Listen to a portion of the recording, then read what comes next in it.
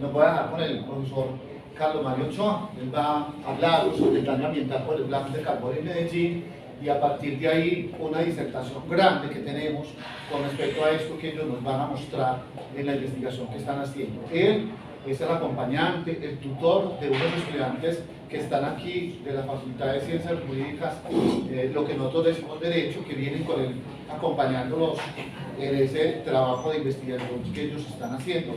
Los felicito pues porque hacer investigación no es fácil y es muy costoso. Entonces los dejo con el doctor Carlos Mario Ochoa Duarte, que es el nuestro, digámosle, profesor en el Consejo Superior y que nos representa a todos en ese consejo, secretario general de nuestra institución. Perdón.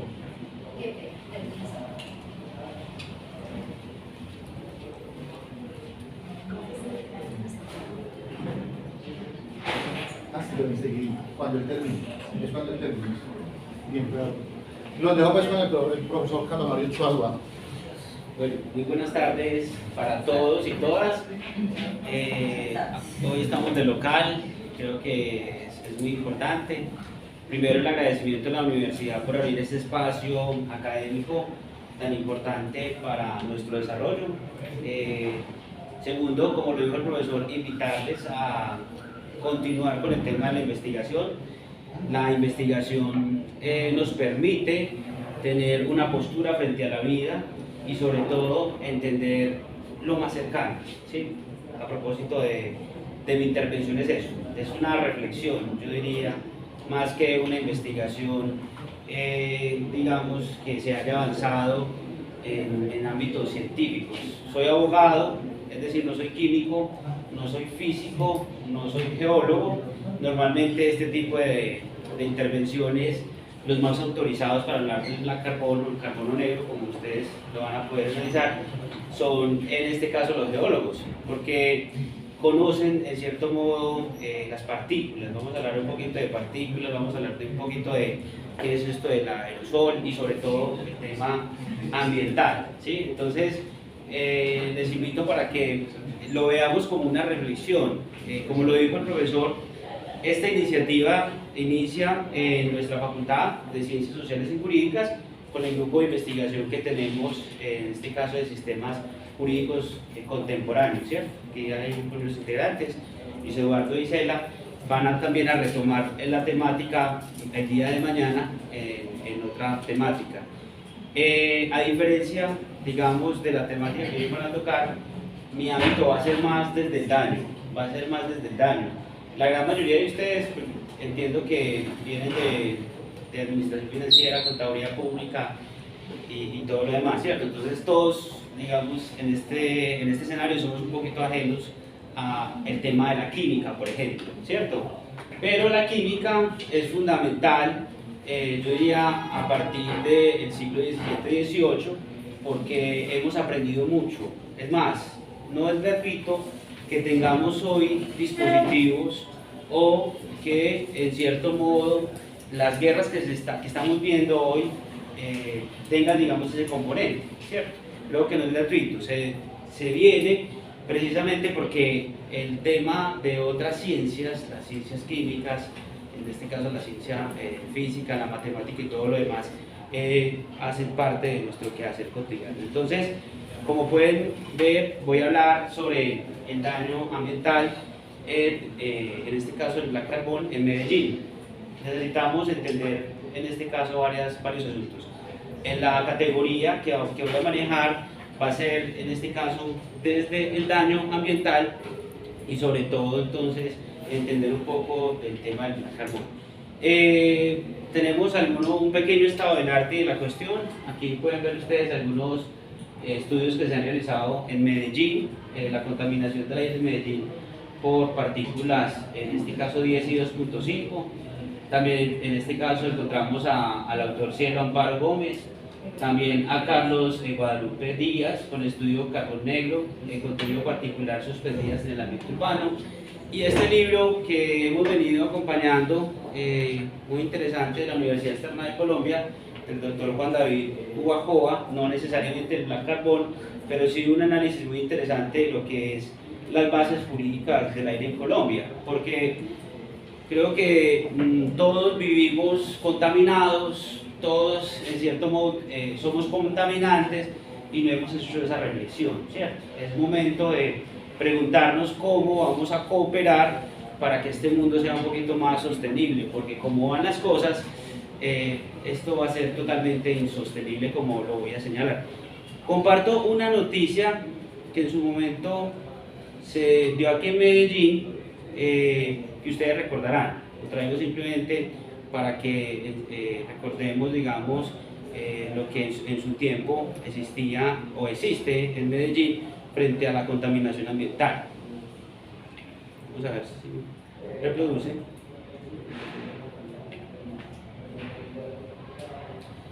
Si reproduce, ¿cierto? Sería muy bueno.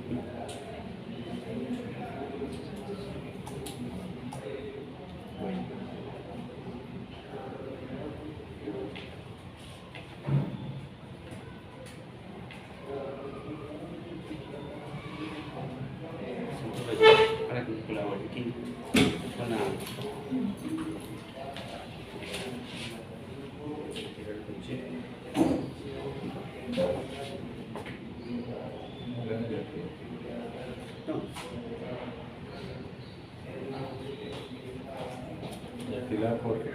Ok, no reproduce. En fin, en todo caso, ok,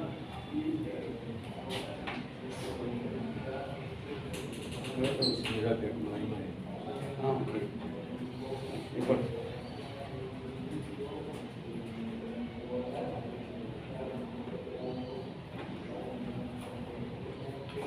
Bueno, es un estudio que se entregó en su tiempo, donde la Universidad de Antioquia nos informaban frente a la contaminación que hay en Medellín, ¿sí?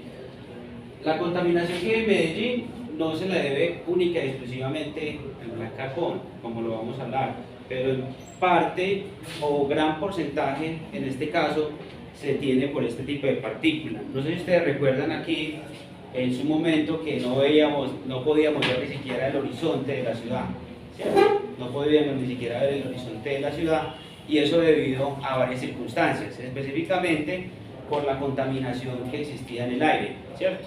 Y nos decían, en este caso, que era arena o era una partícula que venía de Sahara, ¿cierto? Ustedes recuerdan eso. Pues en parte, digamos, de la investigación que se ha realizado es cierta, pero hay otra, como lo vamos a ver más adelante, que tristemente no funcionó, nos muestra que las partículas de contaminación no necesariamente son este tipo de arenilla, digamos, sino otra muy distinta, como es, por ejemplo, el que voy a explicar hoy, el tema del black carbon. Muchas gracias, no hay problema. Ahí me disculpan, no está el video, pero yo creo que todo el tiempo estamos viendo las noticias donde están, en este caso, denunciando lo que ocurre en nuestra ciudad con el tema de la contaminación, ¿cierto? Entonces, primero quiero que veamos el tema del daño. ¿Qué es el daño? ¿Será que en el tema de la contaminación hemos entendido que existe una afectación al daño? Es decir, ¿cuál es la relación que se tiene para solicitarle a la entidad pública, ¿cierto?, a una entidad administrativa que indemnice, que es en cierto modo lo que yo quiero explicar acá, que indemnice por los daños que está ocasionando en la contaminación que tiene Medellín? Es decir, podríamos solicitar a los jueces, ¿sí?, a través de las acciones judiciales, que se proteja, en este caso, el medio ambiente, ¿cierto? Entonces, por eso traigo esta pequeña definición sobre el daño. Significa conocimiento, perjuicio, es decir, aminoración o alteración ante una situación favorable. Como lo vamos a ver, la partícula, en este caso del black carbon, está ocasionando perjuicios que, por su desconocimiento, los jueces y las mismas entidades públicas y nosotros mismos, los que estamos aquí, no sabemos, pero que obviamente está ocasionando una cantidad de afectación bastante fuerte, ¿sí? Entonces, ¿qué es el daño ambiental por el black carbon? ¿Cierto? Es un material particulada fina generada por los procesos de combustión incompleta que incide negativamente en la salud humana, en calidad del aire y que es cualitativamente en la segunda causante del cambio climático. Fíjense que es la segunda causa del cambio climático y ya voy a explicar por qué tenemos que poner la lupa en todas las universidades, en todas las discusiones académicas o sociales sobre el Black Carbon. Creo que una de las iniciativas que más me ha tocado para estar aquí es una solidaridad inclusive con el medio ambiente, una forma de intentar transmitir el tema del Black Carbon para que luego lo investiguemos en nuestras vidas cotidianas, ¿cierto? Entonces, ¿cuál es la responsabilidad estatal del Black Carbon? ¿Sí?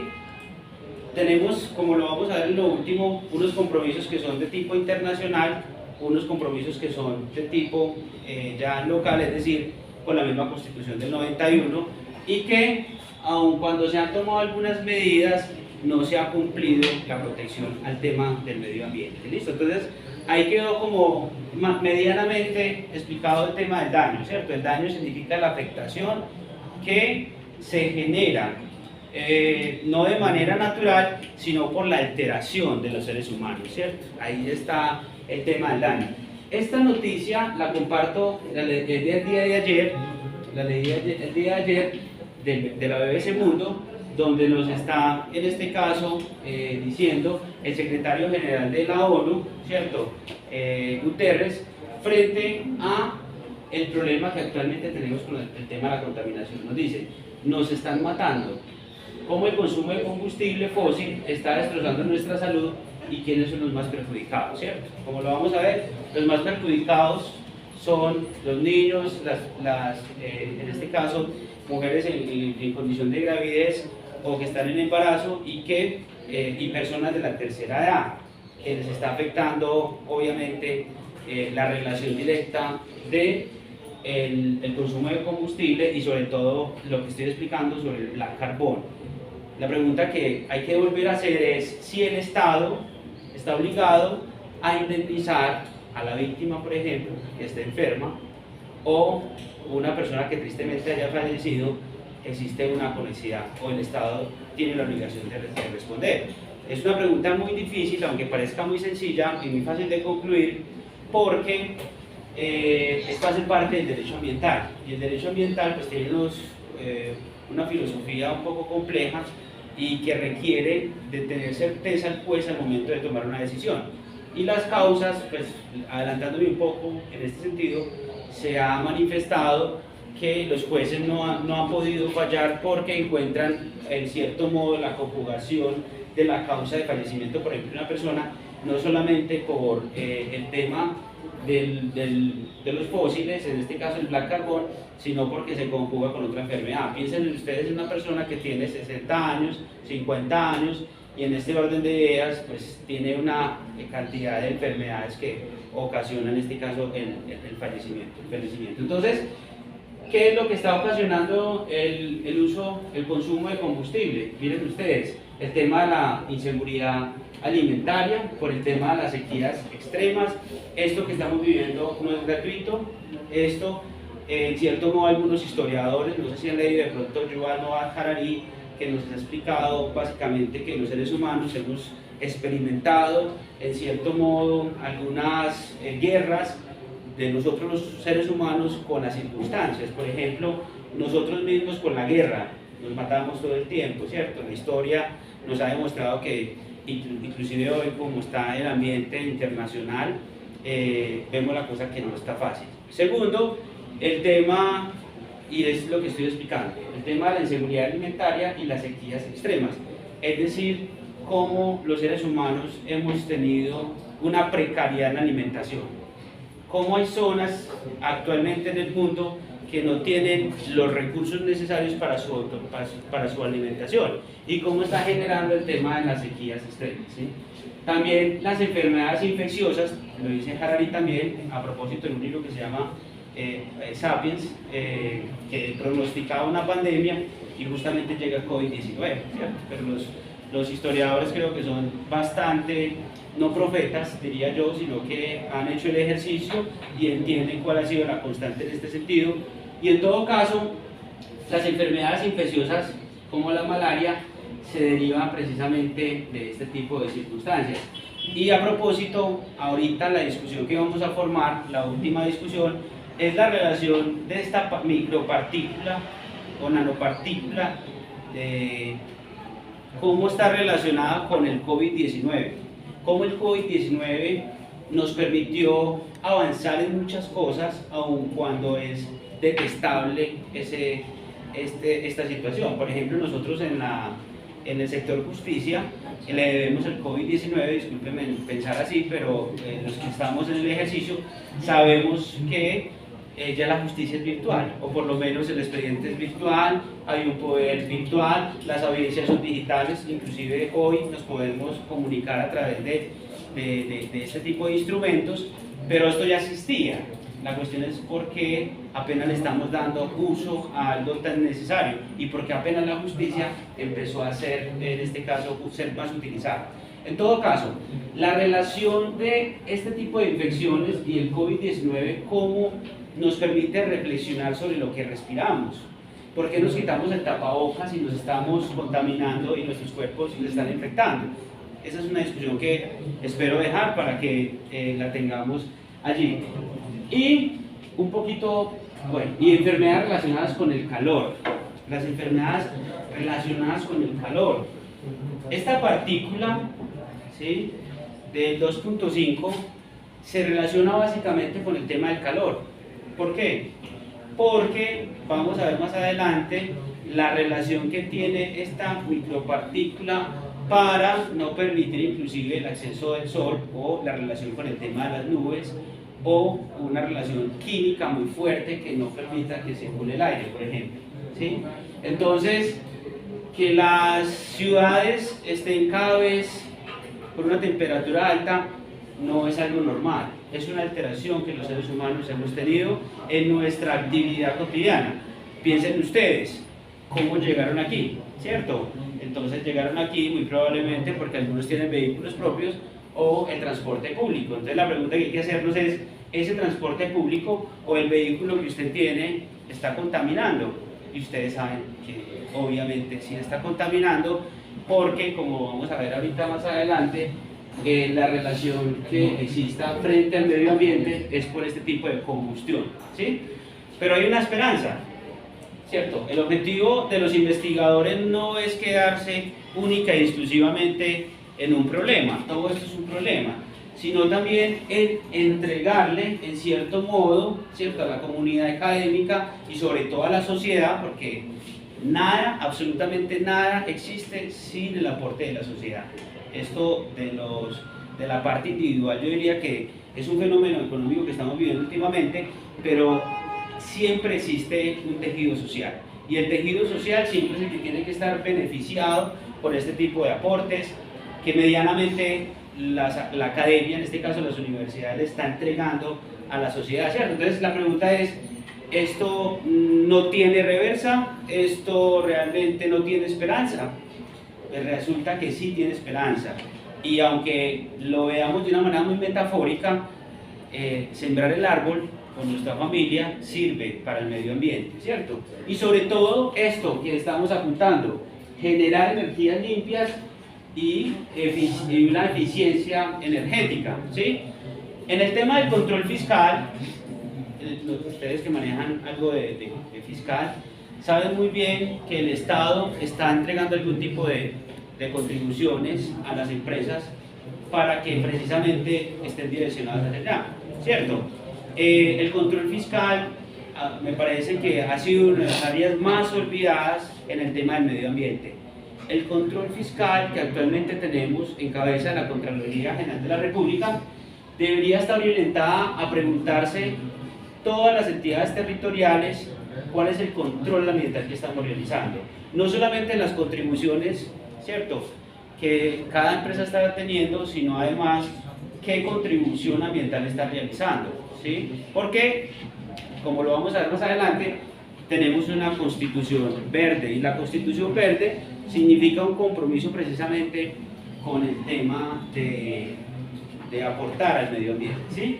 Entonces, aquí hay que mirar el tema de la calidad de aire en Medellín en los últimos 10 años, cuál es lo más relevante para la administración.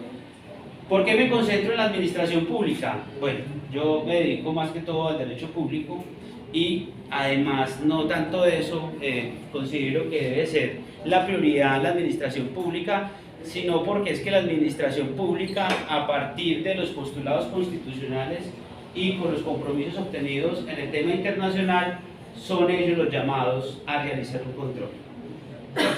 Es el poder político quien tiene que verificar cuál es la prioridad que le vamos a dar a este tipo de contaminación, ¿cierto? Es en este caso la administración pública, hablando en este caso de Medellín, la alcaldía de Medellín, pues la encargada de verificar si las políticas que actualmente tenemos, pero sobre todo el área metropolitana, que ahorita voy a hablar del área metropolitana. Entonces, para eso tenemos un plan de descontaminación que es de mediano, que es de largo y corto plazo, ¿sí? ¿Qué es lo que busca? Precisamente lograr cambios estructurales para la solución permanente de la contaminación atmosférica con todos los actores involucrados. ¿Cuáles son los actores involucrados? Pues yo creo que los que estamos acá inclusive somos actores involucrados, pero hay otros actores involucrados que tienen prioridad, sobre todo en este caso en la parte industrial. La parte industrial requiere, en este caso, no sé si ustedes recuerdan a un gran filósofo, Thomas Hobbes, que ve el Estado como algo de someter, sino como lo vemos constitucionalmente, ¿cierto? Entregándole la información al ciudadano para que el ciudadano voluntariamente, en este caso, tome una posición crítica frente a los cambios de hábitos pues, que tenemos que realizar. En todo caso, frente a la contaminación que tenemos en Medellín, pues podríamos decir que son múltiples, pero que nos vamos a concentrar solamente en una. Por ejemplo, tenemos el óxido de azufre, en este caso los materiales particulados respiratorios, denominados como PM10, el gas carbónico, tenemos en este caso también el ozono, el oxígeno de nitrógeno y sobre todo la concentración que vamos a analizar hoy, que es el material particulado de la fracción fina, conocido como PM.5, ¿sí? que genera en este caso a nivel industrial y por el parque automotor. Hay muchas más causales, ahorita voy a hablar de un término que se llama login, pero me interesa sobremanera que nos enfoquemos en Medellín. En Medellín no tenemos temas de hornos, pues, que también contamina, o no tenemos barcos, en cierto modo, como para uno entrar en ese tipo de discusiones, sino que aquí lo que tenemos es una gran cantidad de vehículos, como lo voy a hablar más adelante, y el número de personas, es decir, cada vez tenemos demográficamente más y más habitantes en la ciudad de Medellín, por muchos factores, ¿cierto? Pero lo más complejo es el número de motocicletas y de vehículos que actualmente tenemos. Y quizás lo más difícil de entender, que no hemos podido cambiar un paradigma, como es en este caso el combustible, en este caso que alimenta los motores y que genera la combustión, ¿cierto? Uno se pregunta si ha existido tantos avances en temas armamentísticos, si se quiere, en temas tecnológicos, en temas de esta comunicación a larga distancia, telecomunicaciones que denominamos, porque en el sector ya frente a la contaminación no hemos tenido algún tipo de solución. ¿Cuál ha sido el problema para no cambiar a otro tipo de formas en las cuales no tengamos que contaminar tanto el tema del medio ambiente, ¿cierto? Es una pregunta que es fácil de responder por el tema económico, ¿cierto? Yo creo que siempre ha existido actualmente una discusión frente a, por un lado, el tema de la tensión económica y por el otro lado el tema de la tensión ecológica. Siempre hay una tensión muy fuerte porque los gobiernos tienen que decidir, hoy inclusive con el cambio de gobierno lo estamos viendo en el tema de no vamos a seguir trabajando con el fracking, por ejemplo, porque vamos a cuidar el medio ambiente, pero los economistas nos están diciendo, entonces, si usted no hace eso, va a tener que grabar las pensiones, va a tener que grabar los pañales, va a tener que grabar todo. y creo que tenemos que entrar en esa discusión, pero tenemos que pensar en esto, tenemos que pensar este tipo de aerosoles que se denomina carbonáceos, ¿sí? Del M.5, que genera alerta roja, alerta naranja. No sé si ustedes han visto aquí en la ciudad de Medellín, pero hemos hablado que nos levantamos hoy en alerta naranja, o nos levantamos hoy en alerta roja, y entonces vamos a poner pico y placa ambiental. La pregunta es si el pico y placa ambiental es la solución. Considero que no, porque estructuralmente hay un problema de fondo.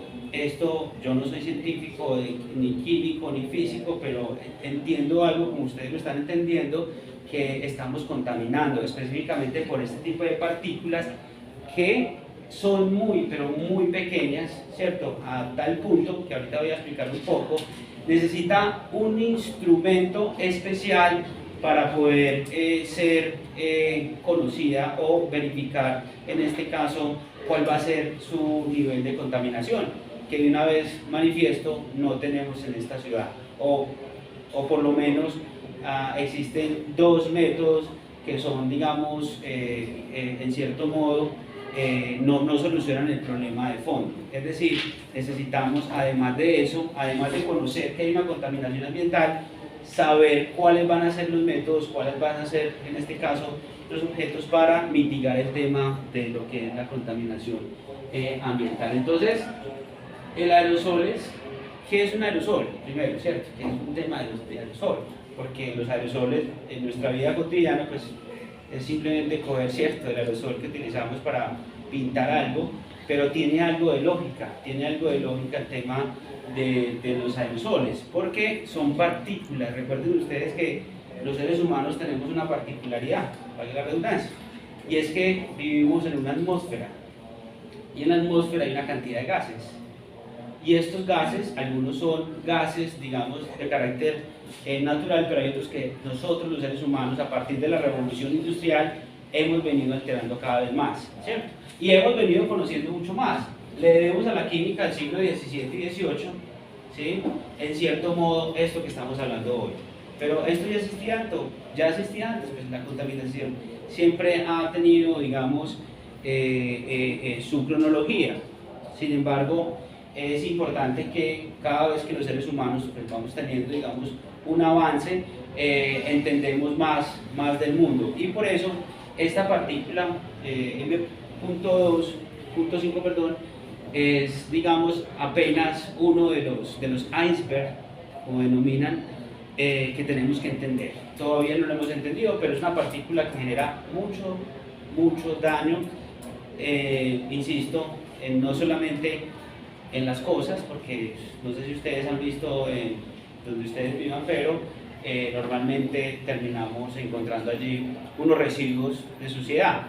Pero el problema no es ese, el problema es que estamos respirando, ¿cierto? ¿Qué es lo que estamos respirando? ¿Qué es lo que voy a hablar en este sentido? Entonces, ¿qué es el aire?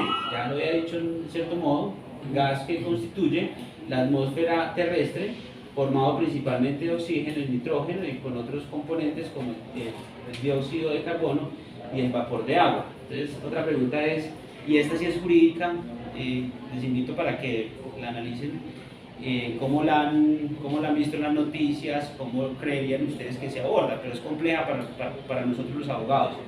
¿Existe el derecho a la respiración del aire saludable? Pues uno diría que sí, pero la pregunta es qué tan eficaz ha sido. Porque si tenemos derecho a un aire, a la respiración de un aire saludable, ¿por qué hoy estamos denunciando la contaminación tan grande? ¿Sí? ¿Y por qué nuestros pobladores están muriendo por ese tipo de contaminación? ¿Cierto? La administración pública está adoptando algunas políticas, pero no son suficientes, ¿cierto? ¿Por qué?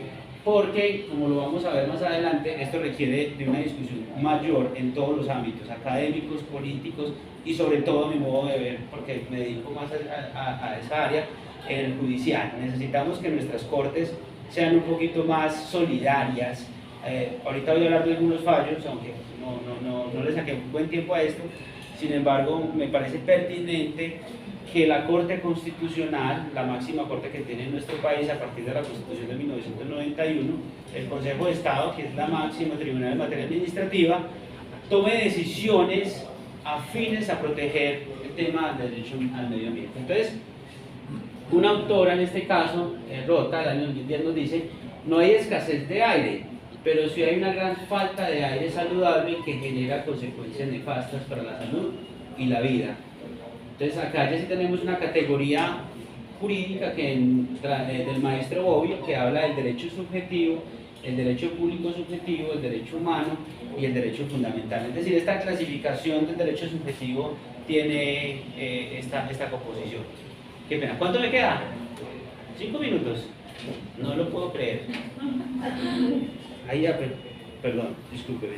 Entonces, este es el gran problema que nos genera a nosotros. Yo creo que hay una relación directa. Hay una relación directa de la denuncia, en cierto modo, si uno lo quiere hablar así, ¿cierto? Porque normalmente uno puede hacer un alegato frente a un contrato de arrendamiento, o frente a un vehículo, o yo qué sé, cosas externas. Pero cuando se trata del cuerpo, yo creo que la discusión es otra, ¿o no? Tiene que ser una discusión muy fuerte y tiene que estar dentro de la agenda. Tiene que ser una prioridad política y una prioridad judicial, ¿cierto? Porque está ocasionando precisamente que estos alveolos, bueno, están generando dentro de los pulmones una cantidad, pues, de daños, ¿sí? Hay una clasificación en este caso del M10, de esta partícula que ya pues estaba manifestando. Dice partículas inhalables que tienen diámetros de por lo general 10 micrómetros y menores, y el PM.5 es el de diámetro mucho menor, es decir, es tan nano, es tan pequeño que nuestra fábrica, digámoslo así, nuestro ser, estos cuerpos, se filtra, es decir, este tipo de partículas se están filtrando en nuestro cuerpo y están generando una cantidad de muertes a los ciudadanos de Medellín, sobre todo en este caso a los ciudadanos de Medellín. Entonces, esto es un poco de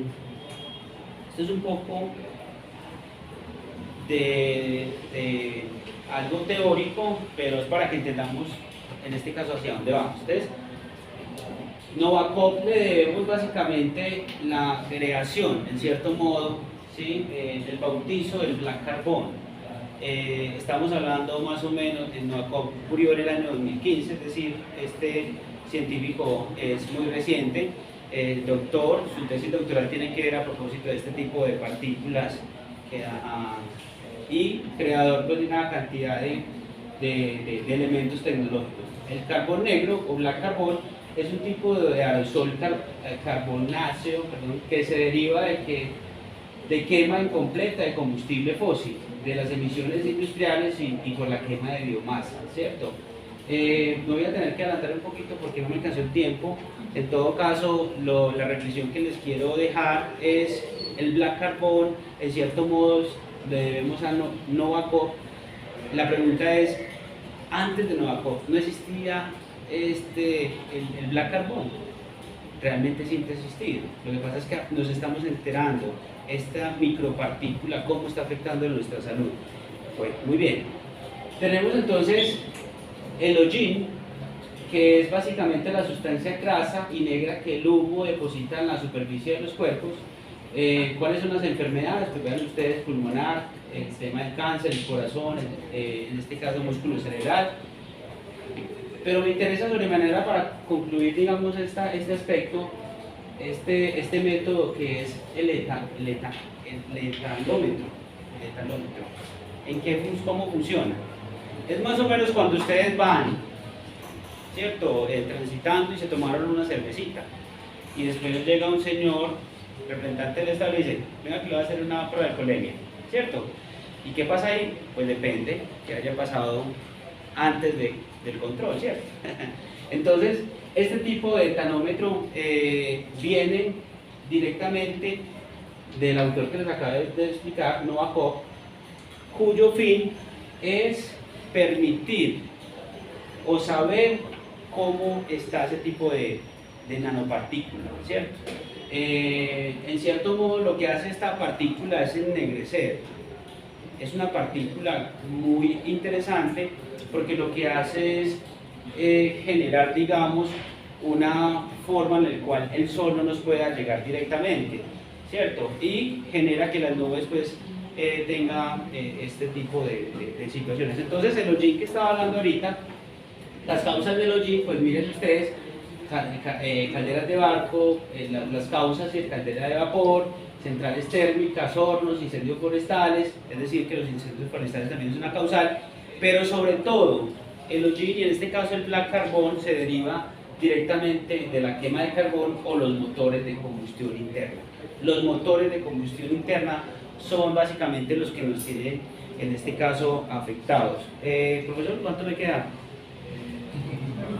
¿Cuánto me queda? Ah, ya. Bueno, el tema de la contaminación entonces es alterar precisamente la pureza que tenemos en el medio ambiente, ¿cierto? ¿Cómo se evalúan estas fuentes que lo originan? Entonces hay unas fuentes naturales o antropogénicas, ¿cierto? Naturales es la misma naturaleza que trae el gas, como lo expliqué. Y el tema ya directamente del tema antropogénico, ya sí va directamente nosotros los seres humanos, cómo vamos alterando, cómo vamos creando las industrias, cómo vamos creando el tema de este tipo de combustiones, el tema de los motores, por ejemplo. ¿Listo?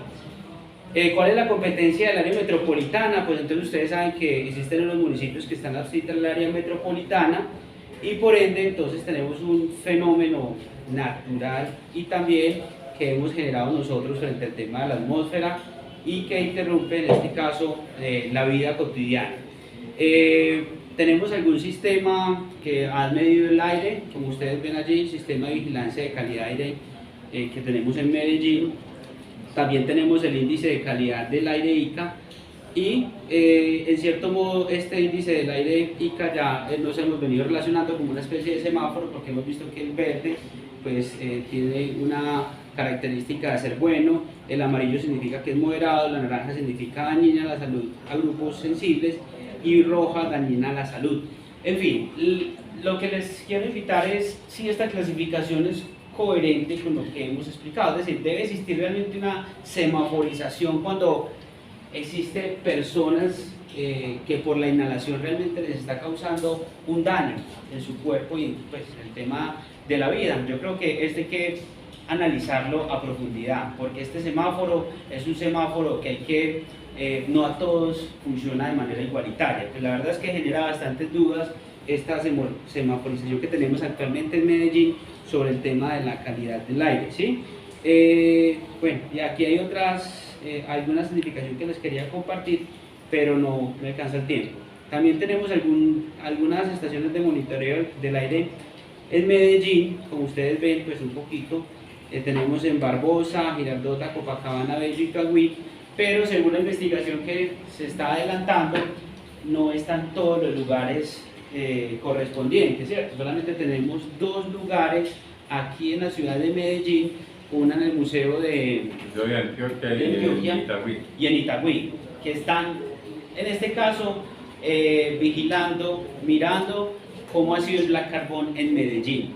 Es decir, que también hay que ser críticos frente a esta situación, si se está cumpliendo con el tema de la medición del aire en Medellín por el black carbon, que es el más peligroso, uno. Y lo otro es qué tipo de método es. ¿Qué tipo de método es? Es decir, el método que estamos utilizando es el eficaz, el que nos está dando la información correcta. Yo la verdad ahí tengo serias dudas y una de las recomendaciones que una vez hemos analizado es que debe, en este caso la ciudad de Medellín, adoptar dentro de sus prioridades y políticas la compra y la distribución de más instrumentos que nos permitan revisar el tema del black carbon, porque insisto, el black carbon apenas lo estamos conociendo, las entidades administrativas y también los jueces han tenido algún pronunciamiento desde el desconocimiento. Pues imaginen un juez que tiene 20 tutelas que resolver, 15 demandas, y después preguntándole, ¿el Black Carbon se va a poner a leer qué es el Black Carbon cuando es un tema de fórmulas, cuando es algo que requiere, digamos, pues una pequeña reflexión? Se necesita entonces que este asunto sea entendido de una manera mucho más amplia. Ahora, la problemática mayor, como ya lo dije, es el tema de la sociodemográficas. Tenemos mucha población en Medellín. Miren ustedes, por ejemplo, para el año 2020 tenemos 1.136.250 hombres y 1.596.000 mujeres, ¿cierto? En ese orden de ideas, noten ustedes que en el año 2005 teníamos 1.138.523 y 1.360.000 mujeres, pues en este caso es una excepción, ¿cierto? Porque tomé esta, pero ha ido incrementando el tema de la población en nuestro país, ¿cierto? Y el segundo factor, el más complejo, el generador de todo esto definitivamente es el incremento del parque automotor. Definitivamente cada vez utilizamos más vehículos y eso es debido a las decisiones también administrativas y políticas. Si usted va a crear el pico y placa, ¿cierto? Muy bien, pero de todas formas otro ciudadano va a comprar otro carro, va a comprar otro vehículo para poder entonces solucionar su problemática. Entonces, en ese orden de ideas, las decisiones que han tomado las administraciones son coherentes o guardan rigor frente a esta problemática. Yo creo que han sido como algo provisional que no hemos tomado en serio y que no ha sido continuo. ¿Listo? Bueno, tenemos aquí el uso de algunos automotores, no me alcanza el tiempo para hablar de todo ello, las estaciones de monitoreo, el tema de la calidad de aire en Medellín, como ustedes pueden ver, ha estado muy contaminada la ciudad de Medellín, de color rojo, de color naranja, ¿cierto? Y las estaciones de monitoreo de calidad de aire, pues yo creo que hablé un poquito, esto fue un errorcito, y para concluir el tema ya legal, ¿sí? Se implementó una ley que en este caso es la ley 2169 del año 2021, cuyo fin es precisamente mitigar y prohibir u obligar a las entidades administrativas y territoriales que tomen medidas frente a este asunto, ¿cierto? Se traen unas metas, en su artículo 5 lo establece, no me queda tiempo para revisarlos. En todo caso, es algo crítico que las entidades territoriales no le den prioridad, en este caso, dentro de su plan de desarrollo, si se quiere, o plan de ordenamiento territorial, o todos los demás instrumentos públicos, para implementar estas medidas a un largo plazo. ¿Listo? Consultamos algunas sentencias de la Corte Constitucional, no son muchas, son pocas, y en el cual se demuestra un desconocimiento del tema del Black Carbon, confunden absolutamente otro tipo de partículas y meten en el mismo costal absolutamente toda esta discusión. También es importante resaltar que en el derecho ambiental, en este caso en el tema internacional, tenemos algunas garantías frente a los derechos que han sido vulnerados en ese sentido. Bueno, entonces, para finalizar, la pregunta que nos hacemos es, bueno, ya tenemos la ley, ya hemos tenido algún pronunciamiento de las Cortes, ¿cómo hacemos para que se cumplan las mismas, ¿cierto? Entonces, dentro de las recomendaciones ya está el tema de la acción de cumplimiento, la acción de tutela, la acción del grupo, acción popular, es decir, demanda de reparación directa y demás en este sentido. Bueno, muy bien. Yo creo que ahí puedo terminar con dos cositas nada más. Termino con dos cositas. Primero, en la pandemia, con el tema de la COVID-19, ¿cierto? Nos llegaba un mensaje en WhatsApp: a 10 metros estás infectado, ¿cierto? La pregunta es por qué la entidad, en este caso pública, la alcaldía de Medellín, ¿por qué no implementa este tipo de mensaje o este tipo de tecnología? ¿Por qué si fuimos tan eficaces en decir que otro estaba infectado, estamos prácticamente, esto es una pandemia, pues, si se quiere, pues, siendo un poco exagerados? En este caso, considero que hay que darle prioridad. Así como nos sirvió los dispositivos en la pandemia, deberíamos de adoptarlo también en este tipo de situaciones. Además, porque Medellín es el valle del software, entonces creería que es coherente que se adopten ese tipo de iniciativas, ¿sí? Bueno, con el tema de la respiración y el COVID-19 sí que podríamos quedarnos hablando aquí. Bueno, les agradezco mucho, me disculpan, pero el tiempo se me agotó.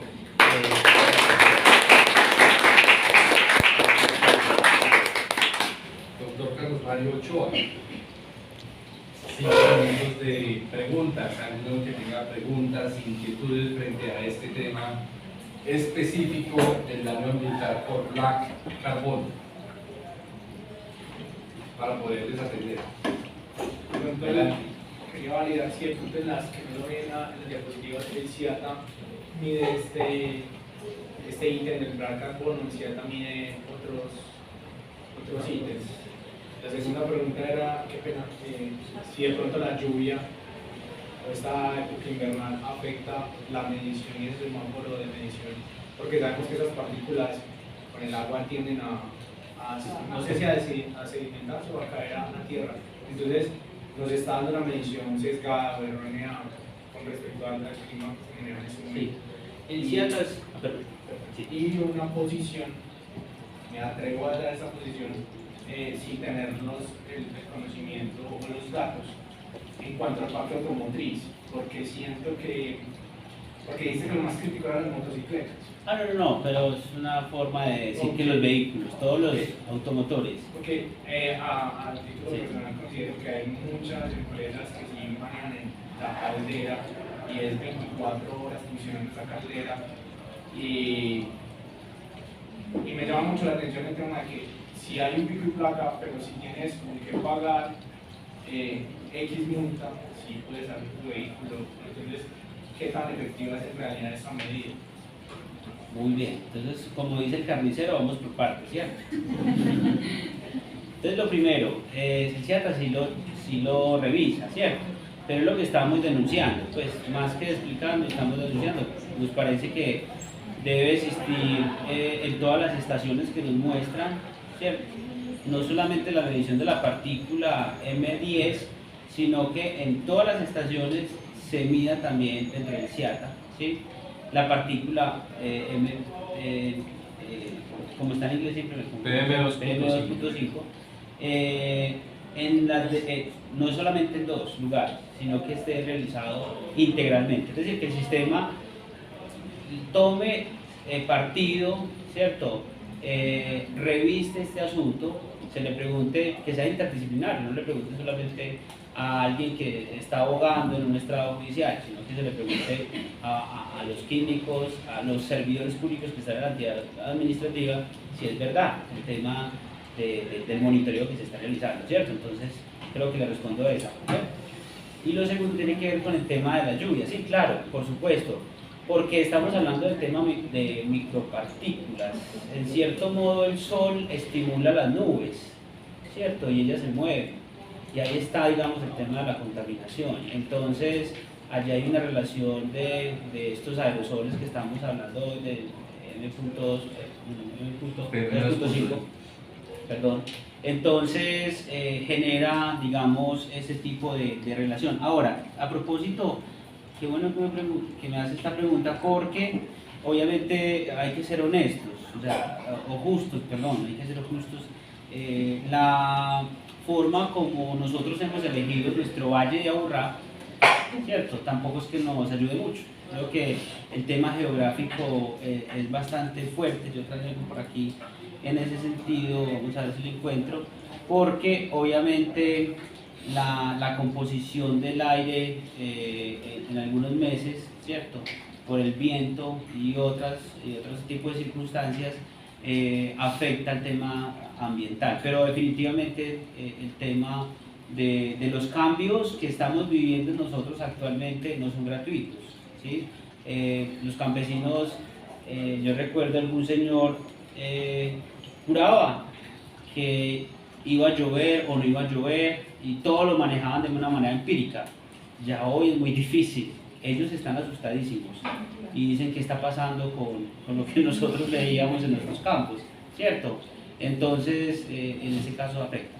Y finalmente la tercera pregunta, que es la que más, pues, en cierto modo me identifico, es esa tensión que estoy hablando, la tensión ambiental. A propósito, los que quieran leer un poco tienen que analizar el artículo 333, 334 y siguientes de la Constitución Política, versus artículos como el artículo 58 de la Constitución, que habla que la propiedad cumple una función social ecológica, ¿sí? No existe necesariamente a nivel constitucional el dominio como el Código Civil lo entiende, sino que es una función social y ecológica, es decir, el tema ecológico es prioridad. Entonces, las medidas polémicas sobre el pico y placa ambiental, pero si tú lo pagas, entonces puede salir, ¿cierto? Miren ustedes otra vez el tema de la tensión económica versus la tensión ambiental. Pues cada uno puede elegir qué quiere, pero yo soy partidario que pues si no podemos, pues tapes la nariz a ver si va a poder respirar. O sea, juguemos con el tema lógico en este sentido, ¿cierto? A ver, yo creo que los gobiernos, la administración pública tiene que pensarse cómo lograr eso que va a recibir por otros medios, ¿cierto? Vamos a hacer una ponderación, así lo denominamos nosotros en derecho. Vamos a hacer una elección jurídica de derechos, si es la mejor decisión. Yo diría que es la decisión pues, más rápida y más fácil de conseguir dinero, claro, pero la pregunta es la decisión más integral por el medio ambiente, inclusive para nosotros mismos. Esa discusión, o sea, yo creo que la discusión está muy abierta, o sea, todos acá podríamos tomar una posición al respecto, ¿cierto? Pero la invitación es, pero ojo, es que ahí sí nos están, en este caso, las noticias, los científicos, todos están asustadísimos. Miren la noticia que les compartí de ayer, el secretario general de la ONU está manifestando, nos están matando, así pues como los líderes sociales, pero ya en el tema ambiental, nos están matando, ¿qué estamos respirando? ¿Cierto? ¿Hasta dónde vamos a cumplir el mandato, por ejemplo, de la Constitución constitucional, el artículo que habla del derecho a la vida? Si tenemos índices que dicen que esto tiene conexidad con la muerte de las personas porque es un daño, entonces, ¿por qué elegimos que el ciudadano pague y que pueda circular? Es decir, pagar por contaminar.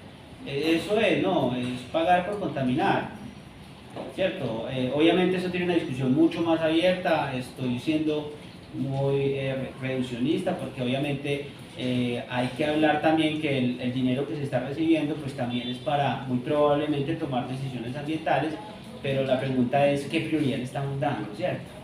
Pero está abierta, en la Constitución lo contempla.